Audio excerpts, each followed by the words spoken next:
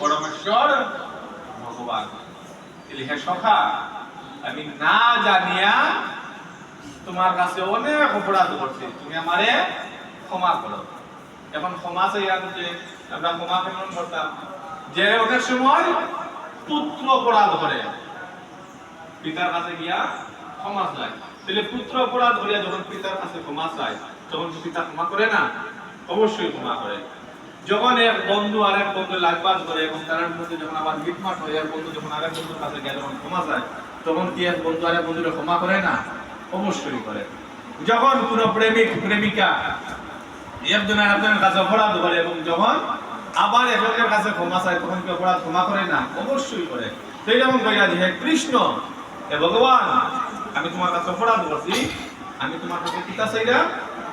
কৃপা চাইরা, তুমি আমারে কৃপা করো। হে সখা, তুমি রে পরমেশ্বর ভগবান, তুমি আমার অপরাধ ক্ষমা করো। কিরকম? পিতা যেমন পুত্রের, সখা যেমন সখার, প্রেমিক যেমন প্রিয়ার অপরাধ ক্ষমা করে, তুমিও তেমনি আমার অপরাধ ক্ষমা করতে সমর্থ। এখন প্রশ্ন হইল, এই যে অর্জুন এতগুলা কথা কৃষ্ণরে হইলাম, হে কৃষ্ণ, হে যাদব, হে সখা, আমরাও তো কৃষ্ণের এরকম ভাবে বলি যে হে কৃষ্ণ, ক্ষমা করো, ক্ষমা করো, হে কৃষ্ণ ক্ষমা করো।